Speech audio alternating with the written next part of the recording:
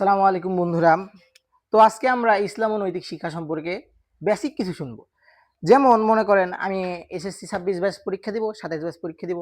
বুঝতেইছি না যে ইসলাম শিক্ষা সম্পর্কে আমার কোনো ধারণাই নেই। এই মুহূর্তে আমরা কি করতে পারি? সর্বপ্রথম আমরা ইসলাম শিক্ষার প্রথম অধ্যায় থেকে বেসিক শুরু করব ইনশাআল্লাহ, যতদূর চেষ্টা করা যায়। তো আমরা দেখব যে বোঝার চেষ্টা করব এবং আল্লাহ যদি তৌফিক দান করেন যে ইসলাম শিক্ষার সূচিপত্রটা যে আছে,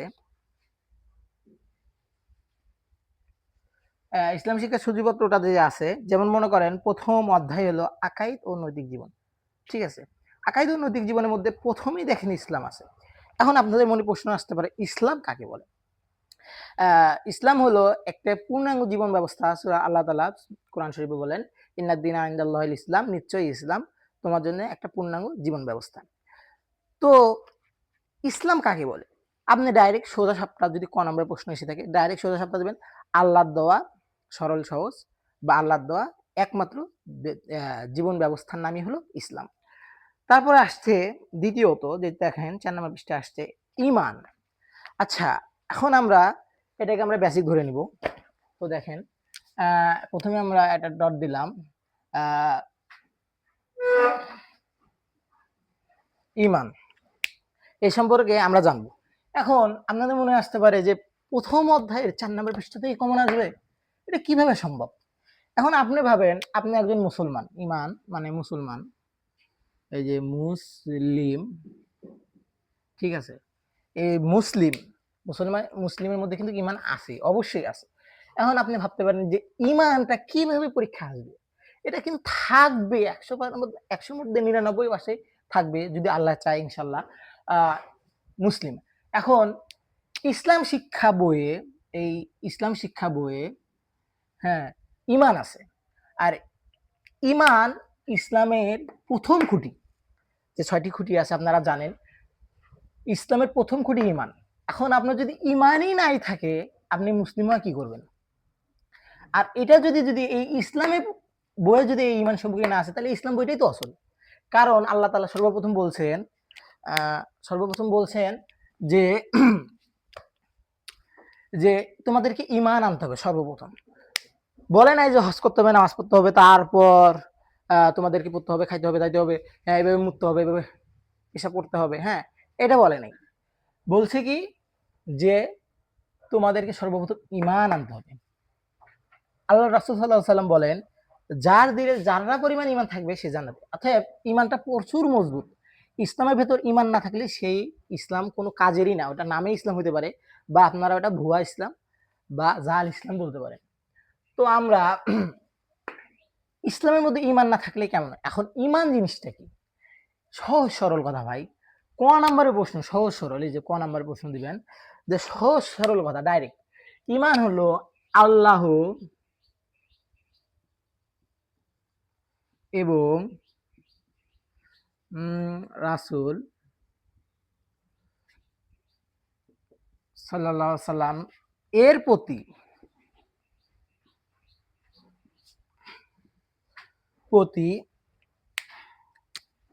বিশ্বাস স্থাপন করা। বিশ বন্ধু পস্কর, এই যে বিশ্বাস, ঠিক আছে? আল্লাহ এবং রাসূল সাল্লাল্লাহু আলাইহি সাল্লামের প্রতি বিশ্বাস স্থাপন করা।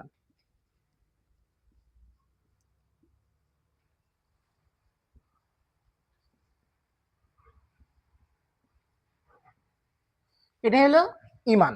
ডাইরেক্ট কথা ভাই। এখন আপনারা প্রশ্ন দেবেন, ঈমানটা আমি কি দিব রে ভাই? ঈমান কি দিব? মাথায় আসে না। ভাই প্যারা নিবেন যত, সেতই কিন্তু বিপদে পড়বেন। সহজ সরল। ইসলাম আল্লাহ তাআলা এমন সহজ করছেন, আপনারা যদি দেখেন যে ইসলাম আল্লাহ তাআলা যদি দেখেন, এই দেখেন এখানে লেখা আছে ইসলামের মৌলিক বিষয়গুলোর মধ্যে প্রতি আকীদা। আকীদা থাকতে হবে, ঈমান থাকতে হবে। তারপর এখানে দিছে দেখেন ইসলাম অনুসারে জীবন পরিচালনা করে তাকেই মুসলিম বা মুসলমান বলে। এখন এই মুসলমান হওয়ার প্রথম শব্দ কিন্তু ঈমান। এই ঈমানটা, এখন এই যে মুসলিম, এর প্রথম শব্দটা কিন্তু ঈমান। প্রথমে আল্লাহ তাআলা বলেন। এখন ঈমানটা এত গুরুত্বপূর্ণ যে এই সম্পর্কে আপনি যা বানায় পান ভাই।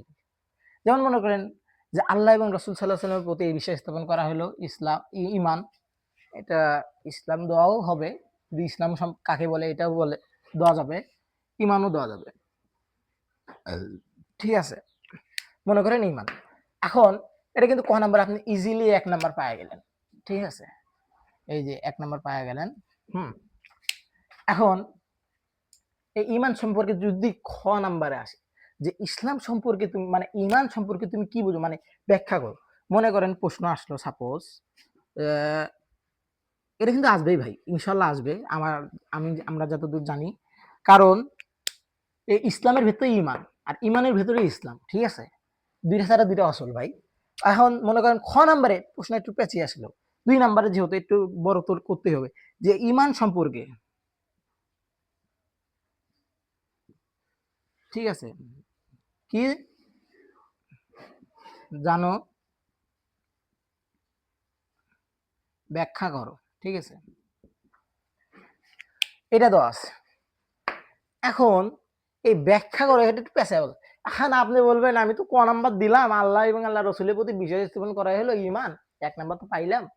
এখন এটা আবার ব্যাখ্যা কেমন করে করবো, ইসলামের প্রতি মানে মানে ব্যাখ্যাটা কেমন করে করবো। এখন আপনারা ব্যাখ্যাটা সিম্পলি ভাবে, ভাই পেরা নাই কোনো চিল, সিম্পলি ভাবে ডাইরেক্টলি বলে দিবেন।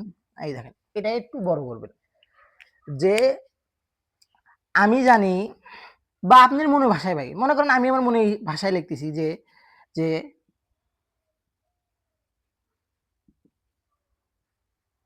আমরা জানি, ওই যে প্রথমে যে বললাম ইসলাম সম্পর্কে, ইমান কাকে বলে, মুসলিম কাকে বলে, আমরা জানি আল্লাহ তাআলা। ঠিক আছে, তাআলা কোরআন কারিম বলেন,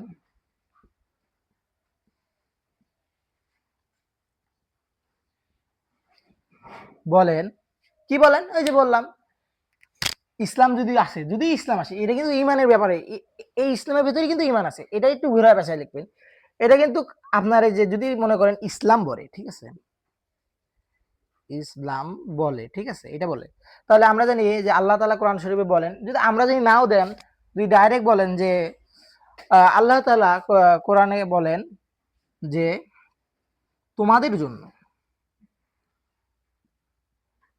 হুম, তোমাদের জন্য একমাত্র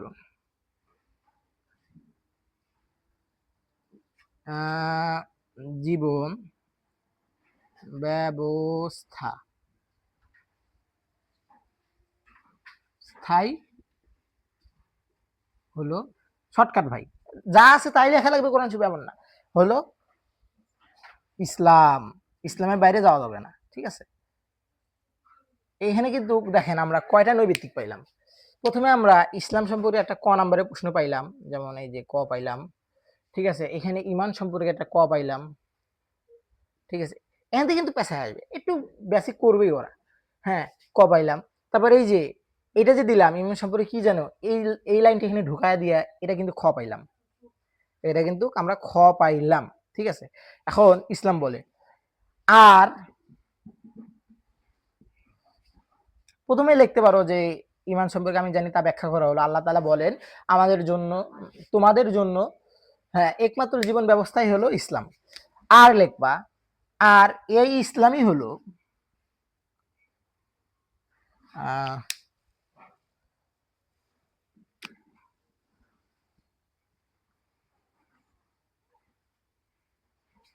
হলো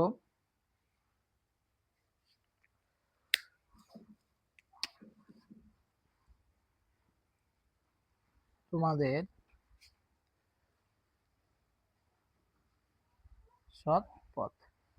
ঠিক আছে, এটা পেশায় লিখলেন যে ইসলাম হলো সৎ পথ। আর এটা তুলে দিতে পারেন যে হইলো আল্লাহ তাআলা বলেন যে তোমাদের জন্য একমাত্র জীবন ব্যবস্থা হলো ইসলাম, আর এই ইসলাম হলো তোমাদের সৎ পথ।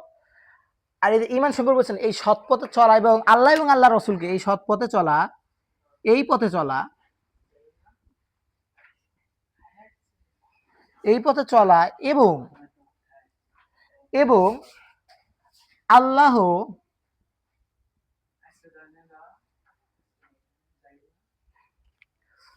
আল্লাহ আর রাসূলের প্রতি ঈমান আনা।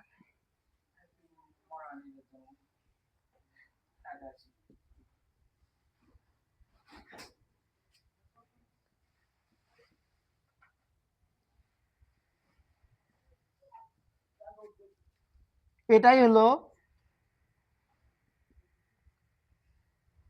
ইমান। ঠিক আছে, এখন তোমরা যদি বলতে পারো যে ভাইয়া আমরা এটা কি আবুল জাবুল লিখলেন, আল্লাহ তাআলা বলেন তোমাদের জন্য এখন জীবন ব্যবস্থা হলো ইসলাম, আর এই ইসলাম পথে হলো তোমাদের সৎ পথ, এটা মানলাম, এটা ঠিক আছে, এই পথে চলে এবং আল্লাহ এবং আল্লাহর রসুলের প্রতি ইমান আনাই হলো ইমান, এটা পেঁচা টুচা কেমনে বললেন? এখন আমি ভাই তোমাদের সম্পৃক্তভাবে বলি যে আল্লাহ তাআলা কোরআন শরীফ বলেন এবং রাসূল সাল্লাল্লাহু আলাইহি সাল্লাম বলেন তোমরা সেতদিন পর্যন্ত প্রকৃত ঈমান হতে পারবে মানে ঈমানদার হতে পারবে না। মানে এখানে কিন্তু ঈমান নিয়ে বিষয়টা আলোচনা করা হচ্ছে। ঈমানদার হতে পারবে না যে তোমরা আল্লাহ এবং আল্লাহর রাসূলকে মানে পৃথিবীর মধ্যে বউ বাচ্চা কও, ভাই বোন, মা বাবা সবার থেকে, গার্লফ্রেন্ড কও, সবার থেকে বেশি পছন্দ করতে পারে আল্লাহ রাসূল সাল্লাল্লাহু আলাইহি সাল্লামকে। একদিন আল্লাহ রাসূল সাল্লাল্লাহু আলাইহি সাল্লাম আলী রাদিয়াল্লাহু তাআলা আনহুকে বললেন, এগুলো কিন্তু সবাই সংক্ষিপ্ত প্রশ্ন। হ্যাঁ, এটা তো এগুলো শুনলেই ভাই মনে রাখে। যেমন দেখো আমি কিন্তু কোনো বই-টই কোনো ইউজ করতেছি না। মানে জাস্ট শোনা, মনোযোগ দিয়ে শোনো, অবশ্যই বুঝে যাবা। আমি যে প্যাচালগুলো পারতেছি অবশ্যই এখানের মধ্যে কিছু না কিছু আছে। ঠিক আছে ভাই, একটু বোঝার চেষ্টা করো। আ পজ করিও না প্লিজ। এখন আলী রাদিয়াল্লাহু তাআলা আনহু বললেন, আল্লাহ রাসূল সাল্লাল্লাহু আলাইহি সাল্লাম আমি আমার জীবন বাদে পৃথিবীর যা কিছু আছে, আমার জীবন বাদে পৃথিবীর যা কিছু আছে সবথেকে আপনাকে বেশি ভালো।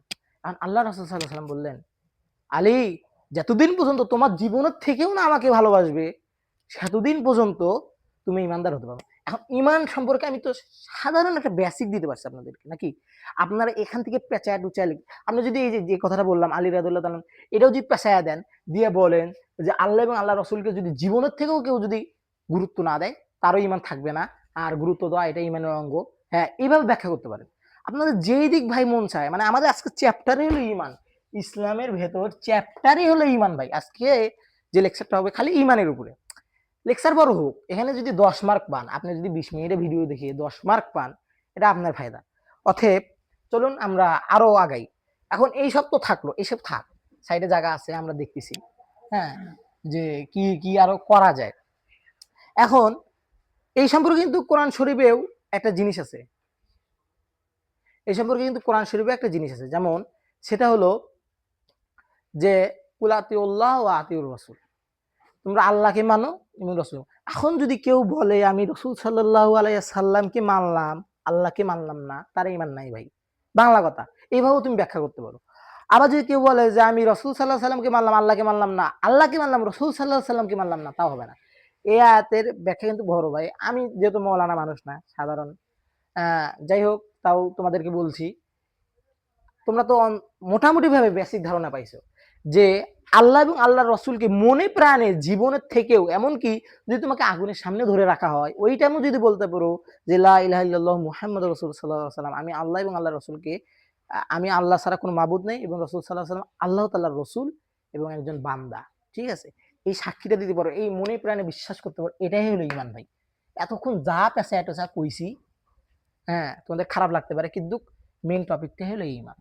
এখন তুমি যদি এখান থেকে আমরা পাইলাম একটা, ঠিক আছে, যে ঈমান কাকে বলে, আল্লাহ এবং আল্লাহ রাসূল সাল্লাল্লাহু আলাইহি ওয়াসাল্লামের প্রতি স্থাপন করা, এটা নাম্বার। খ নাম্বার যদি ঈমান সম্পর্কে ব্যাখ্যা করতে পারো, তোমরা ডাইরেক্ট বলবো আল্লাহ তাআলা বলেন কোরআন মাজিদে, এটা বললে ভাই মানে নাম্বার দিতে, মানে যদি এই কোরআন শরীফে এই কথাটুকু বলো খালি জাস্ট মনে রাখো, হ্যাঁ নাম্বার ভাই 100 পাবা তুমি। এটা কিন্তু যদি একটা ভালো হুজুর পড়ে অবশ্যই সে বুঝবে যে তোমাদের জন্য একমাত্র জীবন ব্যবস্থা হলো ইসলাম, আর এই সৎ পথে চলা এবং আল্লাহ রাসূলের প্রতি ঈমান আনাই হলো ঈমান। এটা হলো ব্যাখ্যা, প্রথমে লিখে দেবে যে ঈমান সম্পর্কে ব্যাখ্যা। এখন গ নাম্বারে আসতেছে যে ঈমান সম্পর্কে মানে ঈমানের মৌলিক ধারাগুলো কি কি তুমি ব্যাখ্যা করো, ঠিক আছে। এখন ভাই বাবা যে ভাই কি শুরু হইলো আবার, এই ঈমান নিয়ে শুরু করলেন, ভাই আমি তো আর বলতে পারবো না বোর্ডে কি ক দিবে নাকি খ দিবে নাকি গ দিবে, আমি তোমাদেরকে সব কমন ধরায় দিচ্ছি আমার মন মতো ভাই। এখন তোমরা চেষ্টা করবা তোমাদের মন মতো গোছায় নেওয়ার জন্য, কারণ নিজের জীবন নিজের কাছে ভাই। অতএব তোমরা যদি ভাবো যে স্যার যেভাবে করছে ওইভাবে মনে রাখবো না, তোমরা তোমাদের টেকনিক খাটাবা, তোমাদের উপস্থাপনা খাটাবা, তোমাদের মেধা খাটাবা, তোমার মতো তুমি বুঝবা, আমার কথা থেকে একটু মানে